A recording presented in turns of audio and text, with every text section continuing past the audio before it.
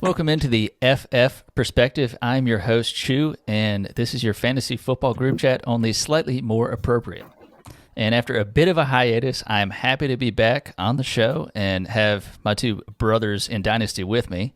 And don't worry, the Father Dynasty podcast will be showing back up periodically, but this will be the weekly posting for Father Dynasty. And in terms of getting some perspective, as I mentioned before, who better to do it than my fellow Dynasty degenerates, Tyler Daly and Jacob Ridgway. Fellas, how are you doing? I'll start with Tyler. Doing great. Officially in the, insert X player here. Looks amazing season on the, if you follow the 32 beat writers account, which I'm sure a lot of fantasy people do, all you're going to do is get flooded with tons of stuff that's going to confirm your priors. And I'm here for every single bit of it. Love it. Jake, how you feeling?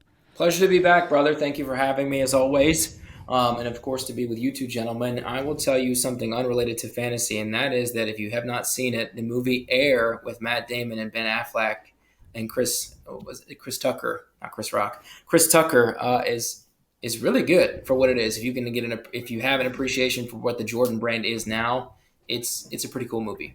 Highly recommend. Completely agree. I watched it. I think I want to say like a week or so ago, but I loved how I was hearing that it was the perspective of, it was more the focus on Michael Jordan's mom and not so much of Michael Jordan, as they specifically obviously shot it in a way to be like, you're not really seeing his face. It's just kind of like his silhouette, and it's really a lot about Viola Davis, being his mom and that sort of thing. But I thought it was pretty incredible just seeing. I feel like people now don't remember what Nike was and kind of how the landscape has changed with Nike and Adidas and all these other things. So it was pretty cool to see that. And I mean, even now, so many other companies now that maybe weren't even doing, Under Armour, a lot of those that weren't even in basketball at that time. So they want you to believe you, because you can't see Michael. You believe that it actually is Michael.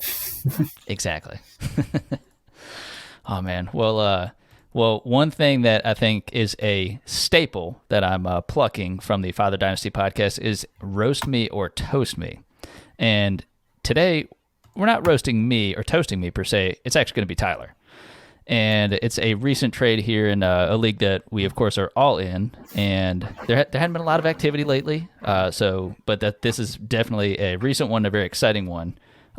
So just talking about it here, we've got Tyler receiving Calvin Ridley, Alec Pierce, and a 2024 third, and sending away Joshua Palmer, Tyler Higbee, 2025 second, and 2026 second.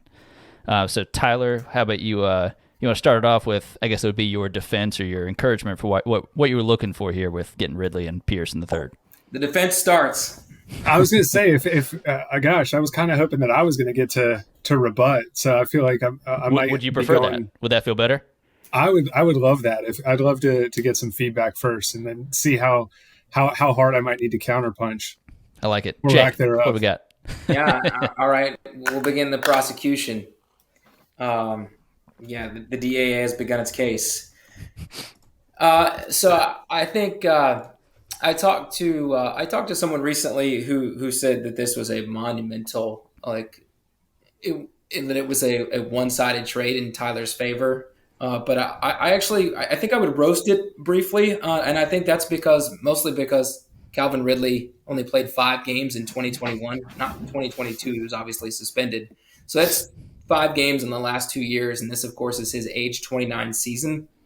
I would go on to say that I think that giving up Higbee and Palmer is probably the right time to get out on those guys. The Rams are sort of they're kind of folding at this point. And Palmer, with the addition of both Darius Davis and the big acquisition of Quentin Johnston, makes a big difference in that offense. So maybe this is the right time to get out on Palmer. A little bit late, but better late than never. But in terms of the overall trade and giving up 2 future seconds, not that big of a deal, because we're not even talking about a second-round pick in 2024. We're talking 25 and 26. But so it's not really the acquisition that I struggle with. It's just the fact that Calvin really hasn't been awesome in the last 2 years. And, of course, you could talk about the landing spot, and there really isn't a number one in Jacksonville. And Trevor Lawrence, we sort of saw what he could do with the second half against the Chargers in that playoff game. So it's a slight roast only because I'm not a believer in Calvin Ridley. But, this really hinges on your belief in Calvin Ridley. And, again, it's just because he really hasn't played at all the last 2 years. And where's the mental capacity at? You have to ask yourself that, given that he stepped away from the game of football 2 years ago for that reason. So I'm interested to see what you all think, because I could be swayed. Yeah, I am definitely in lockstep in the sense of I'm not a big Ridley believer, but I think when you put him in an offense like Jacksonville, thankfully under a better, more coherent coaching system with Peterson there. So I do believe in what they can do as a whole as an offense. I'm not quite sure how it's going to fit with Ridley and those other guys, but I do think he's going to get his chances there. And I think it maybe does help that he doesn't have to be, the alpha, the one, the what have you. I think that offense can thrive again, as they showed with wide receivers. Evan Ingram had a resurgence there. Mm-hmm. And they got a little bit of Strange there, and the new rookie tight end, and plenty in the backfield to work with as Tank Bigsby is experiencing a confusing rise in terms of them thinking that he may or may not eat into ETN's role substantially. I still don't fully get that part. But looking at that, and honestly, another big piece of this, in my opinion, of course, this guy was on my team, and I traded this player to this guy who ultimately sent it to you, is Alec Pierce. Somebody who was on an offense that was, I would say, struggling tremendously last year under the tutelage of Matt Ryan and a host of other quarterbacks, I guess you could say. But now I think they're in a much better situation, coaching, quarterback, that sort of thing. And I think Alec Pierce showed enough to work alongside Michael Pittman. And the couple seconds that you'd be sending away, I think, are kind of the sweetener for the other side of this deal. But again, in 25 and 26, I'd rather have the guys that I believe in more so now. And I think, if anything, even if you don't believe in Calvin Ridley, I think you can believe that he would hold his value a little bit better if you wait a couple games into the season, if you're not seeing what you thought he was going to be. There's going to be somebody that still kind of believes in what he still can be, because I don't think the Jaguars' offense is going to be atrocious. That someone's going to buy into that.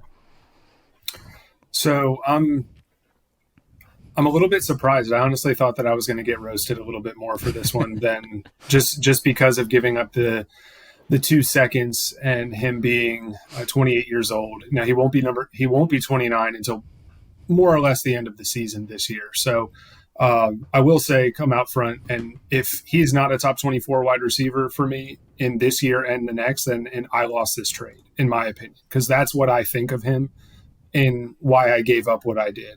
I think I shared in the group chat, and I think Jacob was woefully absent during my pro Calvin Ridley rants, but I said that I had him ranked, at least in redraft. This is the time of year I'm tinkering with those, as right around my wide receiver 18, and where I'm taking him this year. So in my humble opinion, like he is and should be the clear number one in Jacksonville.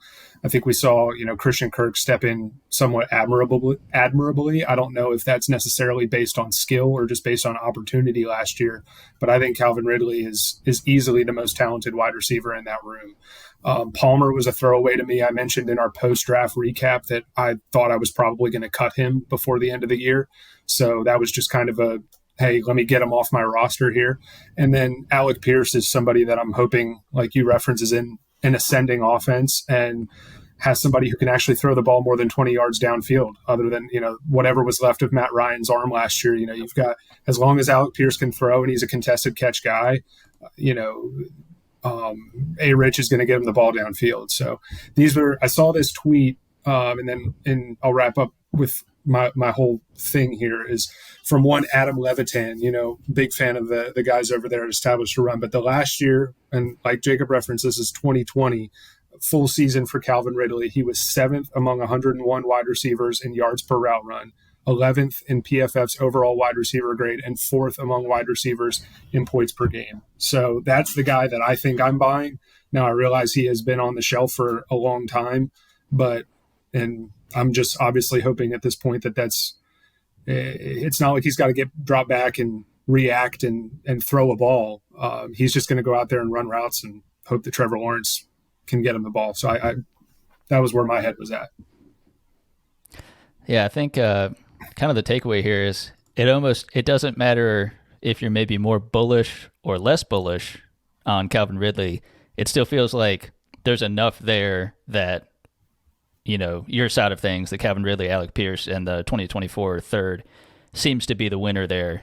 And I really think the only thing that could have changed that, if these seconds are a bit sooner, or maybe it's not a Joshua Palmer, someone maybe more ascending instead of descending with the landing spot of Quentin Johnson and that sort of thing. But overall, I believe this is your first time being in the quote unquote hot seat, and you get a toast. So cheers to that one. As you see the glass there. Sunday night drinking water. That's right. Love the glass. Love the pint glass. Yeah. Absolutely. And as my wife pointed out, she's like, apparently when you put tequila in clear glass, it just looks like water. And I was like, bingo. Touche. Yeah. Well, I think we're ready to roll. And one of my most exciting things is to look at my phone and see the nonsense that's rolling through with all of this camp news, and maybe even beyond that, how it's being framed, whether it's being made to be more important or not, whether it's the quotes and the nonsense coach speak that we hear day after day. And I'm going to run through a couple of these here that I've seen thinking about in the last week, and just kind of get your quick thoughts, your knee-jerk reactions to each of these here. So the first one is for our Carolina Panthers. So the Panthers will use Laviska Shenault similar to how the 49ers utilize Deebo Samuel. And Frank Reich said that, and he's the head coach of the Carolina Panthers. Jake, what are your thoughts on that?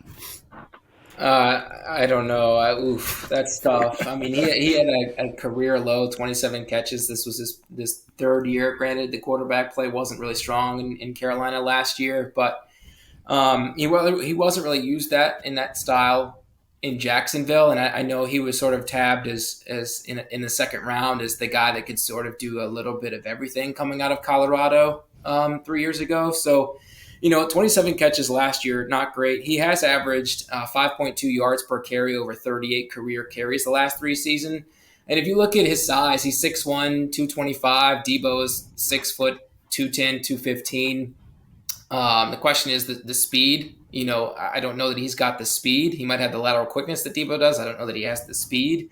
And Deebo also averages 6.4 yards per rush. Granted, that's that zone scheme that they run in San Francisco, but still that's over a yard more per rush. And Laviska's probably running more like jet sweeps or end arounds, if you will, which are sort of supposed to get large sums of chunks of yards. So that's a big swing, and it feels like a big swing and a miss. And it feels like maybe we see it a couple times in the preseason, but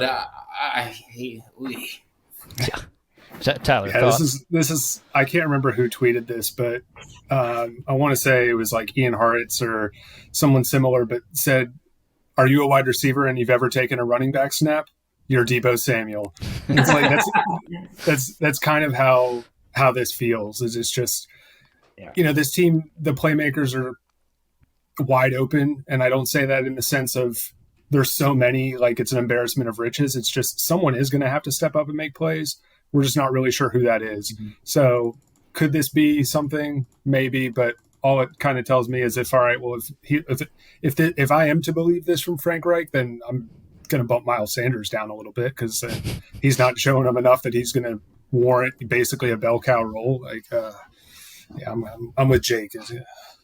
Yeah. Really quickly, Tyler, you make a strong point, but I think Carolina has 3 former second-round wide receivers on the roster now, and you got to think somebody's got to step up. It's probably not going to be 33-year-old Adam Thielen or soon-to-be 33-year-old Adam Thielen. So, I mean, you got to think somebody's going to edge above the others, but I'm not sure that this is the difference. And who knows? Could it be DJ Chark, a guy that I have been waiting to pop? Wait, that would be the 4th then, right? DJ Chark was a second-rounder, wasn't he? I believe so. Yep. Yeah. Wow. Sorry to interrupt. 2 LSU second rounders. Oh, that's true. Yeah. So basically, what we understand is I'm glad the Panthers added some vets there. It was Chark, it was Thielen, added Hurst in there in the tight end room. So someone's going to do well. No one's going to do Deebo well. But hope for the best for Frank Reich and the clown show that was those comments. But jumping over to the other coast. I have no anxiety. You guys may have anxiety. I have no anxiety. This was Josh McDaniels talking about Jimmy G's health. And I specifically did not listen to him say this in an interview because reading the quote of him saying these things, I could hear the panic in his voice when he was trying to remind himself, I don't have anxiety, project that they have anxiety, and not really understanding why he would have anxiety because Jimmy G has bones like glass and he is meant to lead this team in a really tough division. But Tyler, what are your thoughts on Jimmy G made of glass and also Josh McDaniels not having any anxiety? You're very right in that I didn't read it that way until you mentioned that, but it kind of sounds like somebody who's trying to talk themselves into a point. But with that being said, Jimmy G failed his physical allegedly in March, I believe it was. And so I don't feel like we should be too concerned because in the runway leading up to the draft and the subsequent draft, we didn't see the Raiders really make or read any storylines about them moving up. They could have addressed the quarterback position with their pick at number 7 and didn't. At that point now with hindsight, we obviously realize where the NFL views Will Levis, that would have been a tremendous reach to go there. And he would have been, most people's best available quarterback at that point. But they didn't trade up to get one of the top 3 guys, and they didn't trade up in the second round to go get anybody else that was left over. So I'm not too concerned because, like I said, they had plenty of time to adjust course if they've known this information for a while. Jake, thoughts on that? I thought Tyler hit the nail on the head because, as he said, Jimmy G didn't pass his physical with the team in March.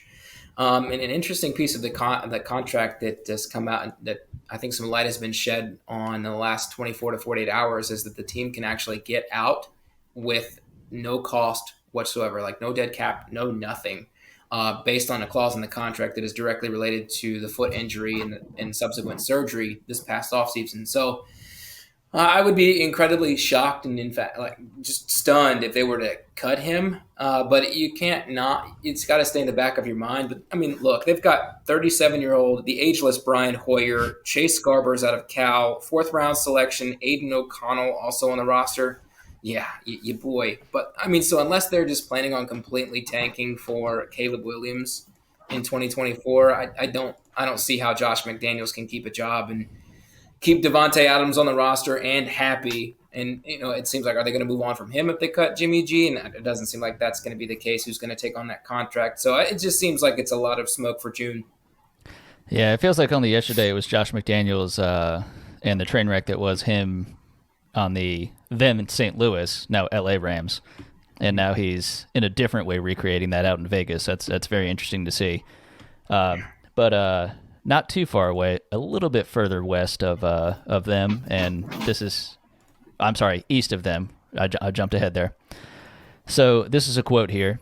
Inaccurate throws, bad decision throwing into double coverage, dropped a snap under center. Which quarterback am I referencing here? This was a direct quote in a tweet. Any initial guesses? Go ahead, Chew. Well, Jake, go for it. Yeah, so I thought I think thanks for the hint, by the way, immediately east of the Raiders. No, sorry, that was wrong. That was actually incorrect. So I was jumping in the next question. So it is east of the Raiders, but that doesn't help. Oh, now you've really tossed my salad. I think the first and only name that came to mind was Mac Jones. Ooh, okay, fair. Tyler, thoughts? I saw this, so I can't guess at it. It's my guy. It's Will Levis. I'll go ahead and spill the tea. As many people who know us personally and that have tuned in know, 1, not a fan of Will Levis. 2, unfortunately, a fan of the Titans. So I was briefed on this quote prior to. So this did, like we talked about, I referenced earlier, though, is just these kind of news updates confirm our prior. So me, as someone who did not like Will Levis, this confirms what I think about Will Levis. If you do like Will Levis, you willfully ignore this and carry on with your day. Yeah. Jake, does this quote surprise you? Is it from Vrabel or who's it from? No, it was beat writers. Yeah, it was one of the beat writers, kind of covering the. My apologies. Okay. I don't think it's incredibly surprising. No, we knew coming out, but at the same time, I mean, this is mini camp. They were, I mean, shoot, Patrick Mahomes threw 7 interceptions in a 7-on-7 his rookie year. And then, Justin Jefferson was behind BC Johnson his rookie year. So, I mean, look, it's just, dropping a snap under center is, hey. Yeah, these beat writers, I don't know why they have more shit in their head of their asses sometimes. Jake, I love that. And I also love the BC or Ola BC Johnson reference. The one that never quite left off. With riddled with injuries, but we won't go down a BC hole right now. But jumping over to the final one, which is west of the Raiders, and I'm actually correct geographically on this reference. This is talking about a player I'm pretty high on. So the quote is, Brock Purdy is the leader in the clubhouse. And then the next quote is, Trey Lance and Sam Darnold have impressed. And that was Dave Lombardi had the quote there. So, Jake, thoughts on this firestorm that is the QB situation in San Fran? I mean, it's like musical chairs. It's almost like dating a girl in middle school. It's like you call one, you kiss another, but you're interested in a third. I mean, it's basically what we're dealing with here. And I know that Brock Purdy is the starter when he's presumed healthy, and it sounds like all reports that you read in the media, and John Lynch is fully aboard that he could, and at this point maybe you could say is likely to be ready for the season opener. But I don't see a world where whatever fashion you want to look at it, that all 3 of these quarterbacks, Sam Darnold, Trey Lance, and Brock Purdy, are all starting at least one game. And I'm not talking about just for performance. I mean, the 49ers are ridden by the injury bug at all times.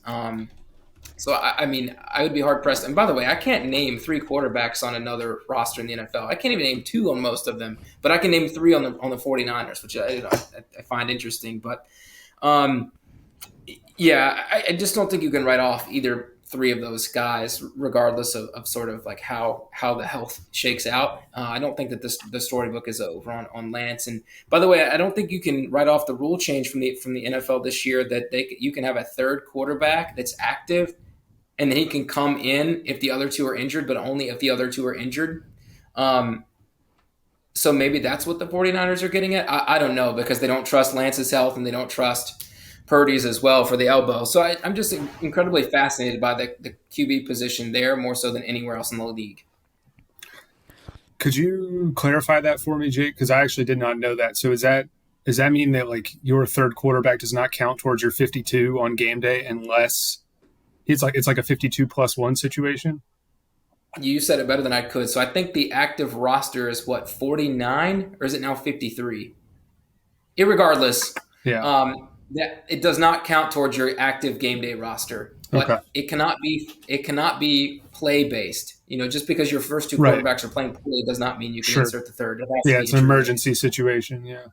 Yes. And I think they threw that quirk in there where they couldn't be someone that like you pulled up from the practice squad or something like that, which was a confusing ad where it was like, well, I mean, obviously most teams probably have had someone on the practice squads, so I don't really know how that does in terms of I guess they'd still get some sort of snaps in practices and that sort of thing, but not on a practice squad level.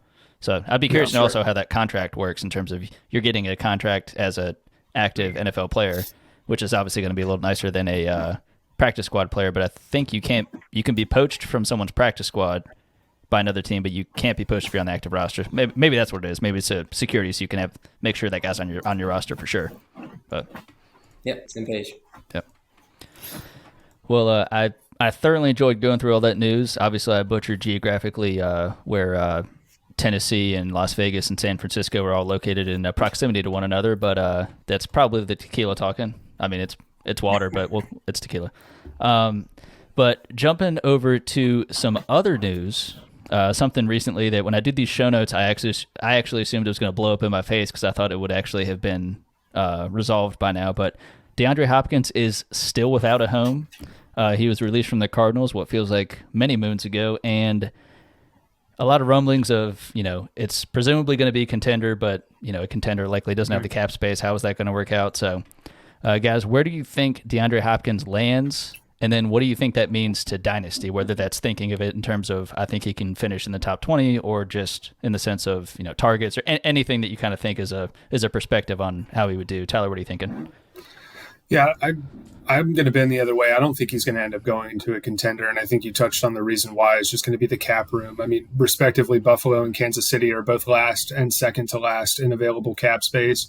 I've heard some steam towards Cleveland. They're kind of middle of the pack of the league, but now it seems like those reports have even kind of backed off a little bit. We've heard the Patriots thrown out there. I saw Jeremy Fowler tweet like 3 days ago that there's basically no front runner in the clubhouse right now, and that he almost expects him to start taking like free agent visits essentially throughout the offseason. So I'm going to go hot take here. And actually, I think I'm not saying this is likely, but we want to throw a dart here. I think it would be great if he could get paired up with one of the rookie quarterbacks in Bryce Young or Anthony Richardson, because both of those teams have cap space and both of them are lacking essentially like a true alpha wide receiver. I mean, a lot of people feel Michael Pittman could be that guy in Indy, but like Jacob referenced earlier, and we talked about the Carolina wide receiver core, I think he'd be a tremendous fit there, a vet that could, come in and pair up with a rookie quarterback in what essentially amounts to a wide open division. I mean, I'm not saying that DeAndre Hopkins wins the Carolina Panthers the NFC South, but heck, you feel a whole lot better rolling into the season with somebody like that on the depth chart than you do with Adam Thielen and Laviska Shenault in the gang, Jonathan Mingo, what have you. So I think at this point, though, in terms of dynasty, there's not really much left to be had for Hopkins, because I don't think you're going to find very many people willing to make a move for a guy switching teams this late in his career. We haven't really seen him be that dominant the last couple of years in Arizona anyway. So I think O'Loughlin has him in our league. I don't see a possibility really where they could be. You could find somebody high enough to give up probably what most people would value him at this point. Jake, your thoughts?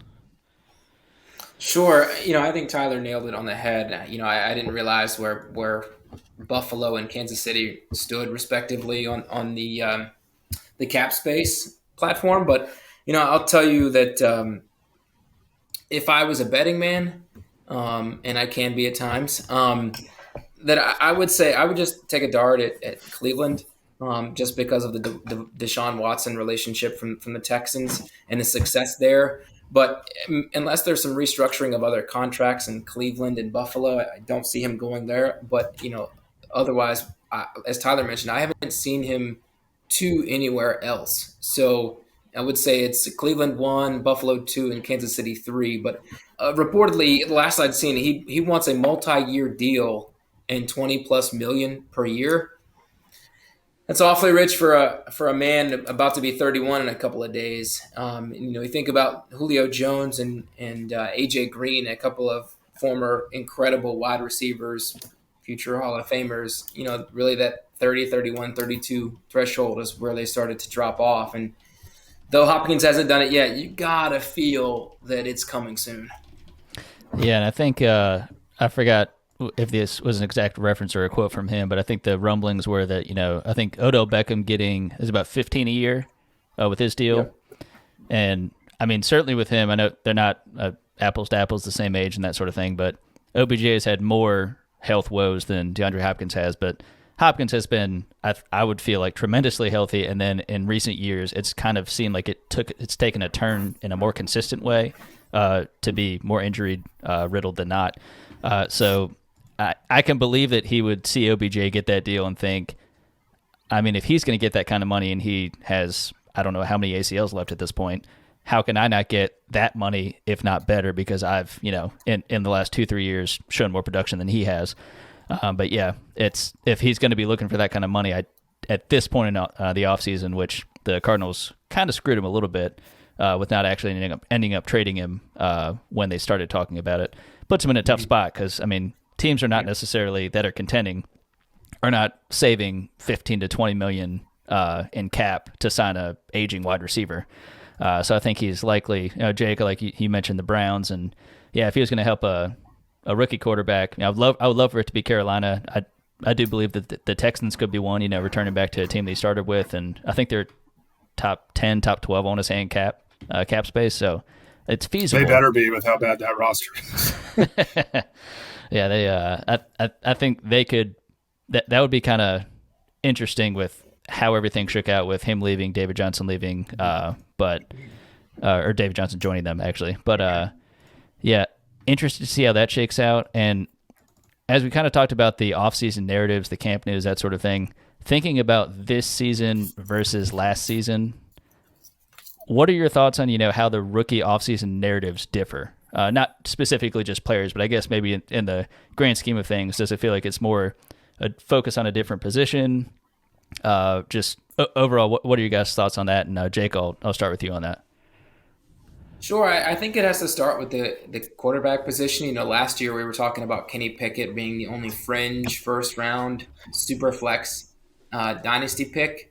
And this year, you've got 3.5 quarterbacks, Levis being a half, that could go in the first round of a dynasty. And so you talk about Stroud, Richardson, and Bryce Young. I think those guys are pretty strong to go top 5 even in Superflex. So I think that's a big storyline, and I think that's how much it just pushes other positions down in a Superflex. And so I think that just creates like a heightened awareness to maybe a stronger position core in that first round, coupled with those quarterbacks, whereas the last year was mostly all position players outside the skill position players outside the quarterback last year. So I think that's sort of where the attention lies, and I'm very curious to see, how the offseason plays out and into preseason, because I think those that are doing dynasty rookie drafts or startup drafts, including rookies in the next couple of months, I think there could be some shifting of the tide of where those quarterbacks go and even where some of those position players go outside of Bijan. He seems to be locked in based on camp news and what we see in those 3 preseason games. I'm very interested to see. Tyler, what are you thinking? Really nothing of value to add there. I had QB storylines just being at the forefront this year, just to put some icing on the cake that Jake just baked for us. I think in our respective draft, I believe Kenny Pickett went either 11th or 12th overall, and he was the first quarterback off the board last year. So that was just vastly different in how we saw our draft play out this year. So that obviously, that position drives the bus in all ways. The media coverage, people's interest in fantasy. I think people have been a lot more engaged this offseason because of those rookie quarterbacks as well. Yeah, I think last year was a tremendous outlier when it comes to quarterback, no question. And I think it put a spotlight on so many other positions. But then, even just looking back, so with really no notable quarterbacks to speak of, I know there was Pickett, of course, and a lot of the other guys, Ritter's finally getting a chance. Zappy zapped in, if you will, in the middle of the season there. Willis didn't really do anything. Corral injured. But then this year, you, of course, have very top-heavy as we look at Young and Richardson and Stroud. You can put in Levis. Hooker, I know, is kind of just thought to be sitting on the bench. And then you have the cliff drop-off with Bennett and Hainer and all those other guys. But I feel like when you look at the draft capital and how it really changed the look of it, with you have guys like Bijan and Gibbs, you have especially the tight ends, which is a tremendous difference looking at Kincaid, Laporta, Mayer, Schoonmaker versus, we got McBride. Dolchich was kind of coming on, and I think a full healthy season is going to be awesome.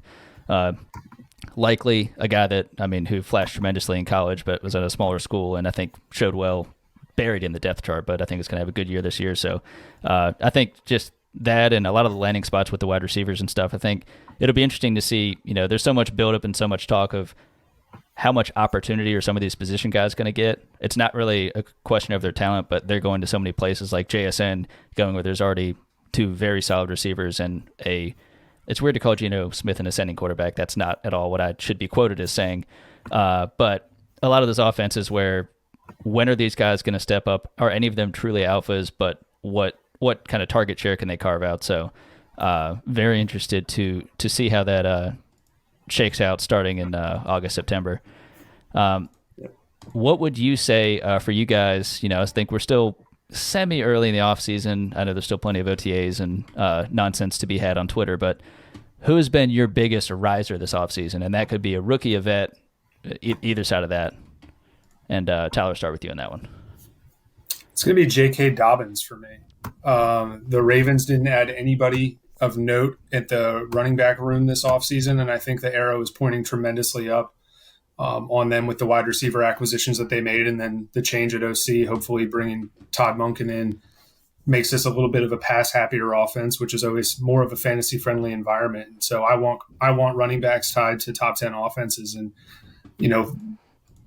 obviously J.K. Dobbins' pro career thus far has been a little bit rocky with his injuries and just recovering from that last year. But a lot of times you can somewhat buy the dip with these guys coming off the second year off of an injury. Like, you see them maybe not do so well. I think of like Saquon Barkley. Now, J.K. Dobbins is not the talent that Saquon Barkley is, but guys that struggle in their first year back off of an ACL or an Achilles or something. And then the second year, some people are starting to move off of them. And then, that's the chance that you have to kind of grab a year or two of a bounce back. So that's going to be my number one.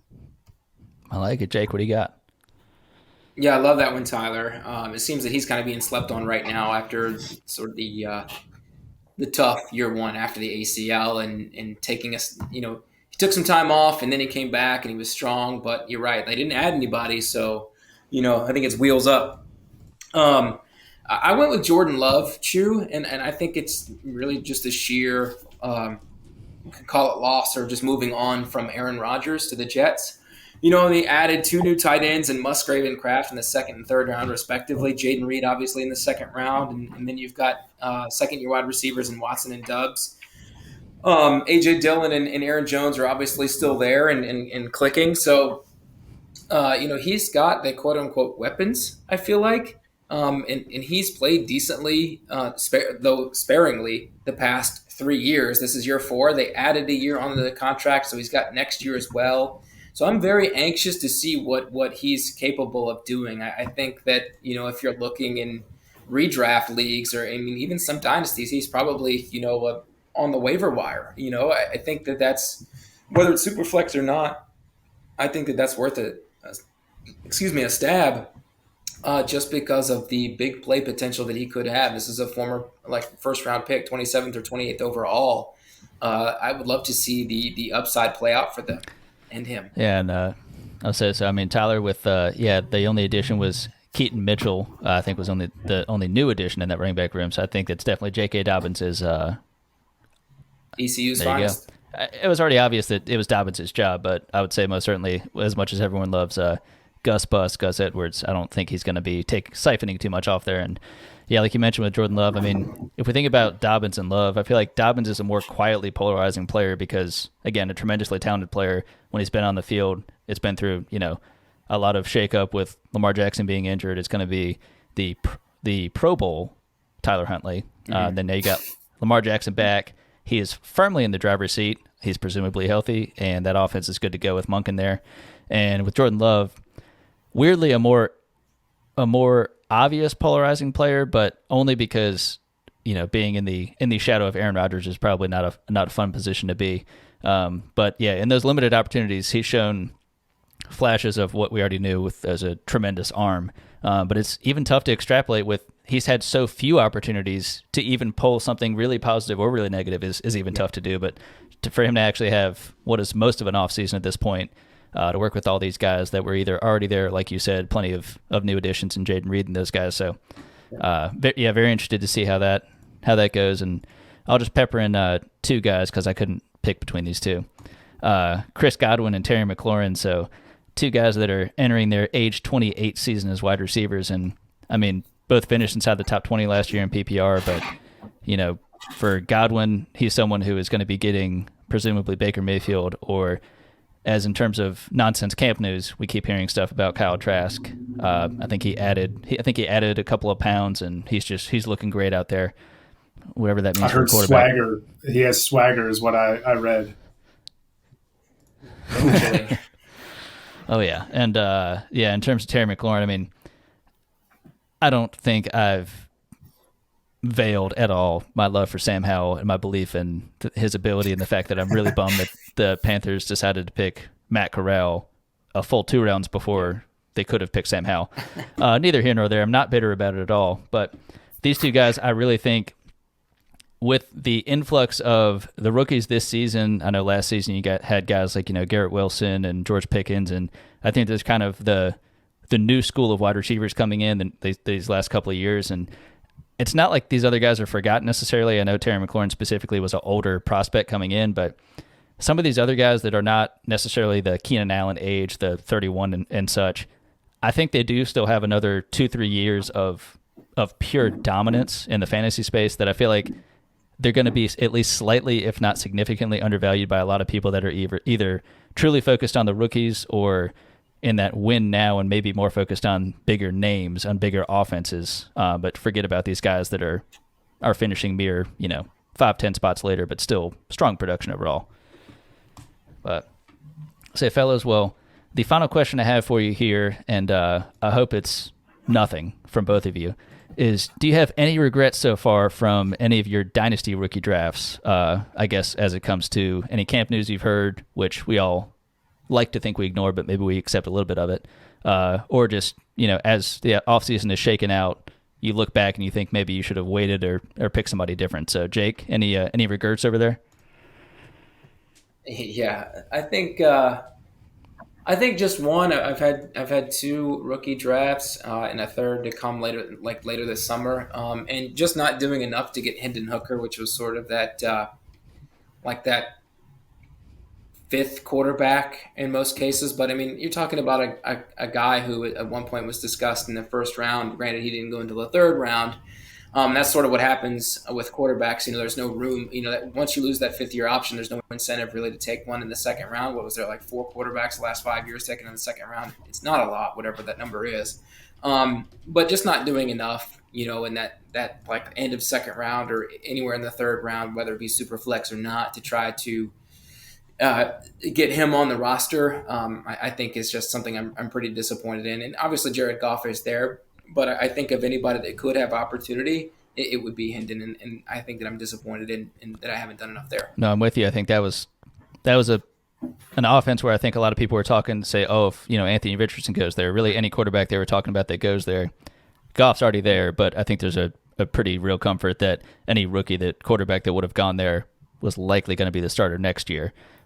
So if they can't afford Goff, which feels like a weird thing to say, that Hendon Hooker could be the one that steps up. But Tyler, any regrets over there?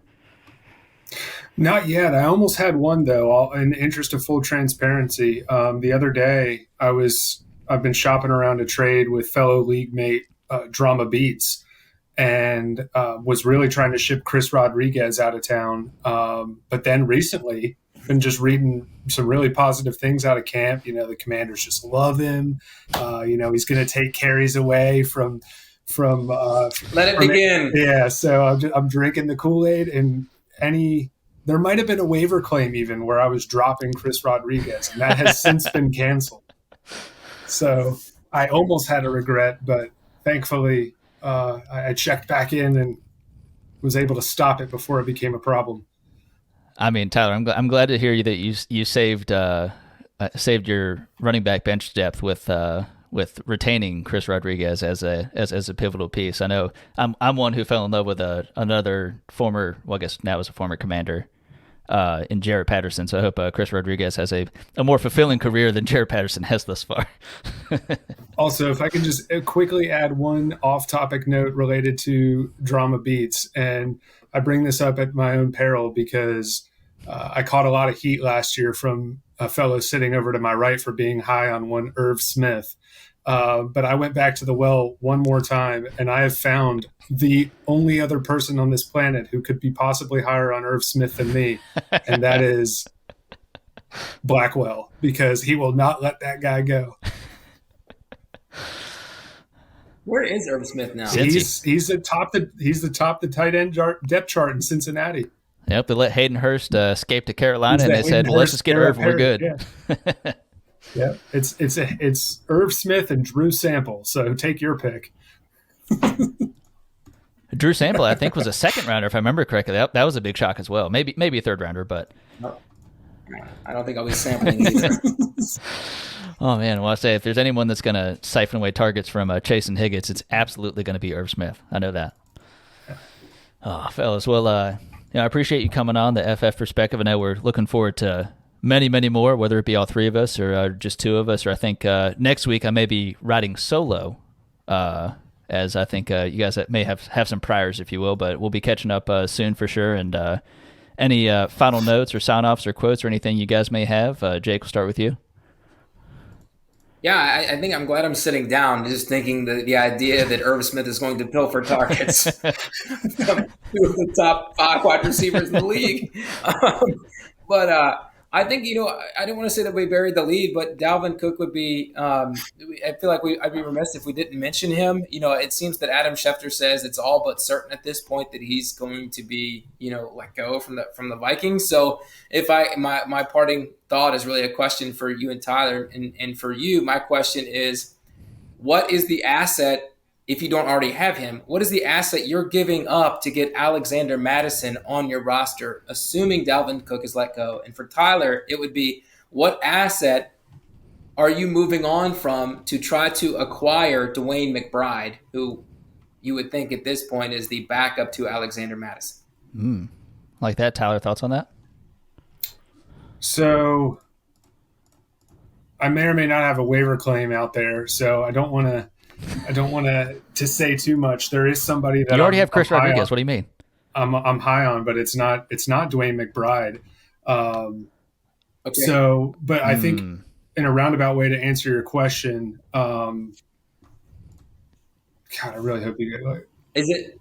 I mean, I'm not putting in any waiver claim. I promise you. Is it the Iowa State kid? The 25-year-old Ty Chandler himself. Yeah.